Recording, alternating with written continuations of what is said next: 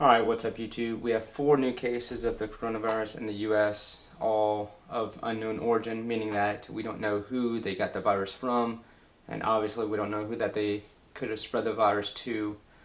We have 2 such cases, 2 of those 4 in California.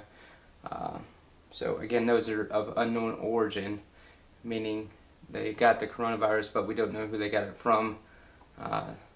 That's very sketchy. There's one in Oregon. It's a person that works at an elementary school in Oregon, and the elementary school is going to be closed until Wednesday or Thursday of next week, and they're going to do an aggressive cleaning according to the school.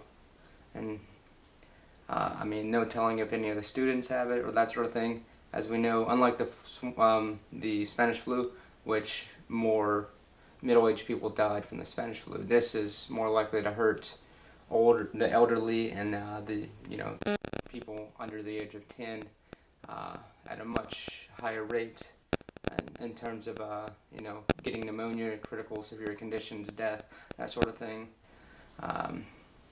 And we're talking about this in elementary school, so that's usually 10 years and younger generally.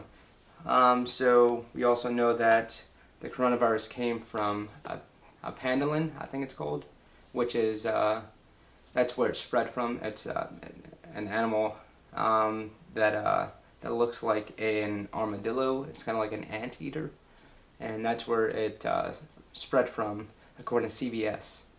So from there, it spread to humans, and then there's a case of a dog getting it in Hong Kong.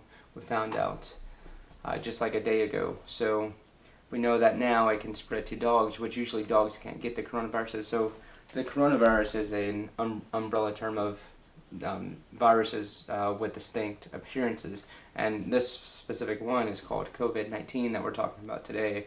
And this year, the one that's spreading from China, from the pangolin that I just talked about. So we now know that dogs can get it, and maybe they can spread it as well. I'm not sure. Maybe it can mutate from that animal in a different way than it can humans. Maybe it has mutated in places like Iran, which has a very dramatic mortality rate compared to outside Iran, which in general it's just over 3%. Iran it's closer to 10% of the mortality rate, and outside of China in general it's about 1.6%. So that's very troublesome, especially if it can mutate and or spread from dogs back to humans. That's going to be very bad. So that case was in Hong Kong. As well, we know that 50% of Long Beach cargo ship workers are out of work due to shipments from China. We sadly have so much investments in Chinese manufacturing, and it hurts our economy. And that's hurting jobs already in the U.S. in terms of cargo ship carriers, people that unload cargo ships specifically. And Long Beach specifically. So we can assume that that's going to spread. Just a few days ago, China, talking about industry and manufacturing from American companies that outsource to China workers and whatnot. We know that masks like the N95 masks that a lot of people are buying that are sold out of like Lowe's and Home Depot and that sort of thing. Or China has actually, the government of China has basically had those ships come back because American companies outsourced to China. Those ships were supposed to bring those masks and whatnot, those products from China to America, and China, the government of China, had those ships come back, and they're going to use those products. I think in terms of Trump's tariffs and this whole trade war thing, I think it's actually helped us prepare for this outsourcing thing, because it would be even worse if the tariffs weren't there, meaning that we won't be as prepared, which obviously it didn't affect that much in terms of hygiene and medical things like that. Like basically all our drugs, medication is outsourced to China, which is very scary. I don't like that. Not a fan. And to go along with the economy, we see that since Monday, the Dow Jones stock market, the Dow Jones opened at $28,143.84, and it closed at $25,402.80, meaning that the Dow Jones, it closed on Friday at that amount. So meaning this week the Dow Jones has went down 9.74%. So we can see that that's a huge loss in the stock market, which, I mean, that goes towards people's retirement plans, pensions, that sort of thing, and just in general beyond that. And it means that people, if this sticks, which I don't think it will, it means that people are going to have to work longer, which negatively affects the next generation of workers from reaching that higher point of the income bracket, that sort of thing. So, but I think now about this upcoming week or the week after is going to be the time to buy into the stock market, especially since the World Health Organization has suggested that this is going to peak in April. I'm thinking that next week, meaning Sunday next week or Monday, however you look at the calendar in the U.S., Sunday is the first day of the week, Monday is the first day of the week outside the U.S. basically. So next week or the week after, it might be a really, really good time to look at investing into the stock market if you have it, if you have the funds available. But of course, you want to make sure that you and your family are prepared for this expected epidemic, meaning that you have medication, food, medication, calories, fluids, and hygiene, and obviously like maybe a backup source of electricity or something to heat up a home, that sort of thing. Whether it might be a kerosene heater, that sort of thing. So, some flashlights and batteries. But those four things are the major things. Dealing with climate. In the U.S. it's winter, in the northern hemisphere in general. So that's 5 things that you want to prepare for. And then if you had the money, invest in the stock market. I would. But about a 10% drop in the last week since Monday when the stocks opened at just over 28,000. And I think it's going to climb up very quickly after this starts dying down. But in terms of the trade war and China, without sending ships back to China and them manufacturing our medications and stuff like that, I think this, in the long run, I think this will actually help our economy in terms of bringing manufacturing back to the U.S. I'm pretty strange on this. I buy outside of China. I have been known to, it's normal for me to go to several different stores when looking for a tool or a shirt or something like that. I mean, if I don't find a shirt that I want, or let's say a set of pliers I want in AutoZone that are not made from China, I'll go somewhere else. I'll go to 6 different locations. I'll buy it from Jordan or Taiwan or something like that. Not really Taiwan, but Jordan. I'd rather not buy it from Jordan. Mexico, preferably Canada, U.S., Sweden, that sort of thing. And I think more people should do that, but I think this, specifically hygiene and medication, will really almost force companies to invest in the U.S. and outside of China in general.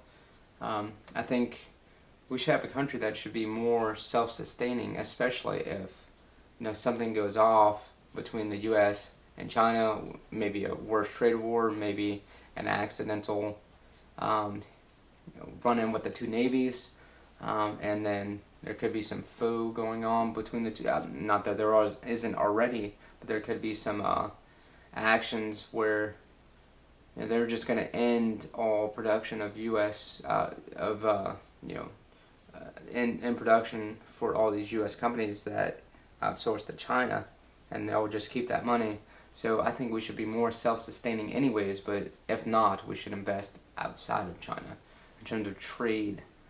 And I've been a huge fan of these tariffs because of these reasons, and because of how bad China is, how authoritarian they are. Their civil liberties are just terrible and disgusting, and they've just been poking further and further for decades now at the U.S. and just been taking it. And finally we have, I mean, I'm not a fan of Trump in general, but finally we have someone who is actually standing up and wanting to be more self-sustaining. So let's look at some of the stats for the coronavirus. For like the last 24 to 48 hours outside of China. I don't include China's numbers as being as relevant because they are basically artificial numbers. They keep changing the definition of what a confirmed case of the coronavirus is.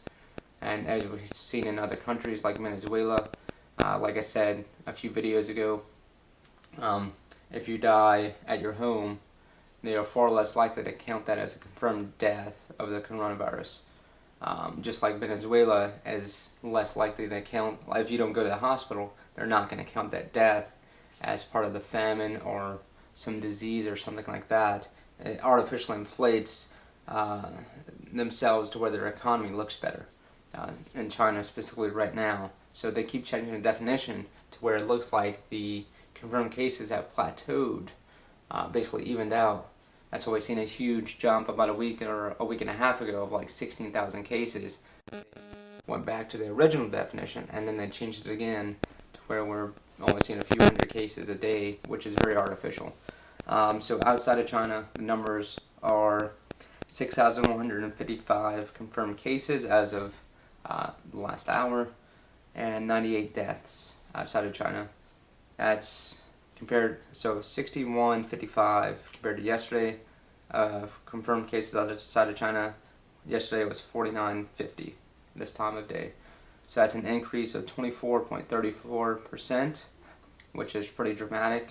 Compare that to the increase 24 hours before that, 22.19%. So in the last 24 hours, we're increased the number of confirmed cases outside of China 24.34%, and the 24 hours before that, it was 22.19%.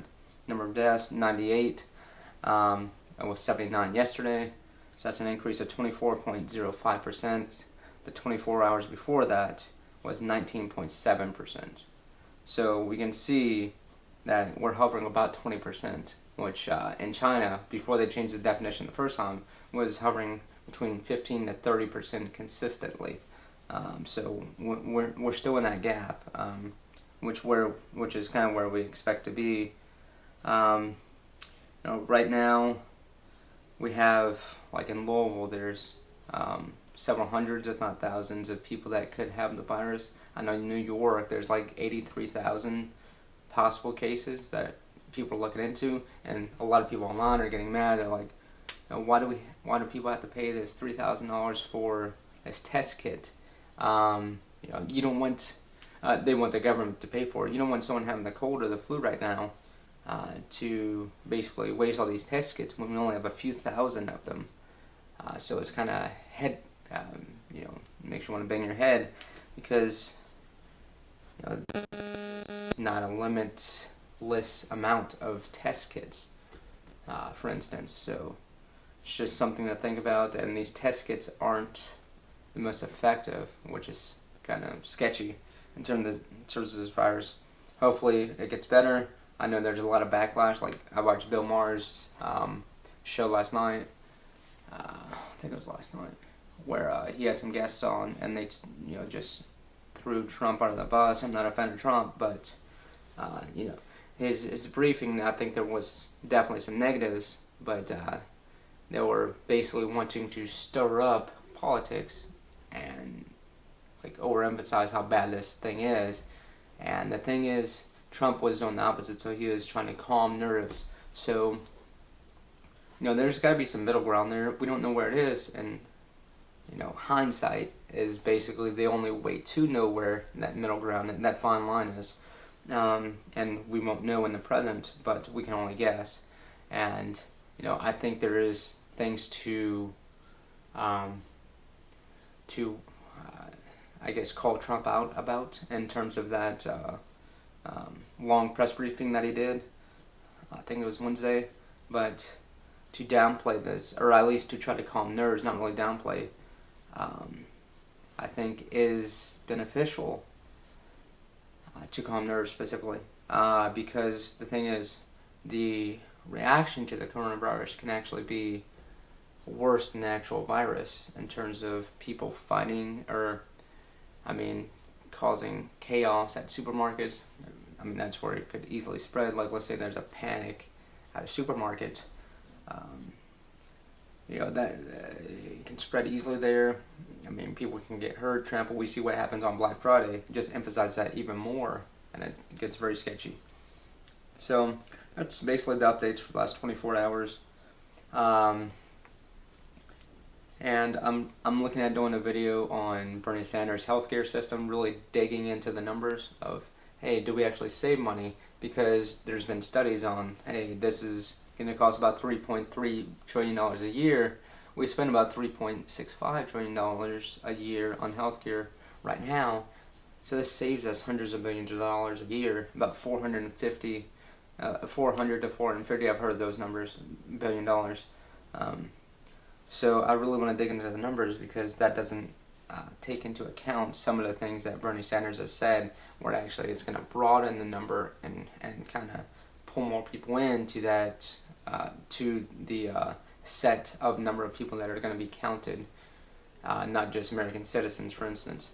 So that video should be pretty math heavy, which I enjoy. I plan on doing that video, maybe posting it tonight, and then doing a video comparing the coronavirus to the flu of this year, seeing where the numbers are, because I see a lot of people saying that, hey, the flu is way worse than the coronavirus, which is basically what the CDC was saying a month ago. Hey, don't worry about the coronavirus, get your vaccine. We've seen how quickly it was spreading. It was only a matter of time before it made its way outside of China. We see what's happening in South Korea, Iran, Italy, on the Diamond Princess ship, or whatever it's called, Japan, etc. So, more and more countries are getting their first cases in Europe, and second cases, etc. There's just another case in Mexico.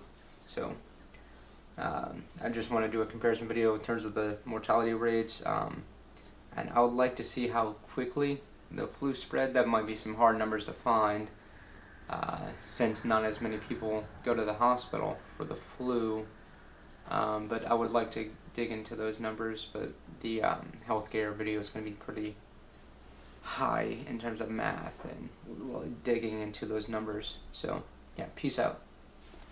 Oh, and if you're not doing anything today, I would say watch the Olympic trial marathon today, which I think it's a 3-lap course in Los Angeles with Galen Rupp and a few other really world-class marathoners. That should be very interesting. I'm definitely going to watch that, and I guess take a look at the South Carolina primary today. Joe Biden should win, which is going to make the race pretty weird. I think he did better. He kind of normalized himself in the last debate, so he might take back some of that support from Steyer, which he's in Best Atlanta in South Carolina, but he doesn't have the name recognition as Joe Biden. So it's going to be a weird race, because we got, Warren speaks a lot of it. Steyer, if he keeps that support, maybe, but he's probably going to lose quite a bit of that support that he's been building up after spending all that money and effort in South Carolina. It's going to be Biden, Bernie, Bloomberg, and Sanders, and that's going to be the 4. Anyone else might as well drop out, I think. Yeah, peace out.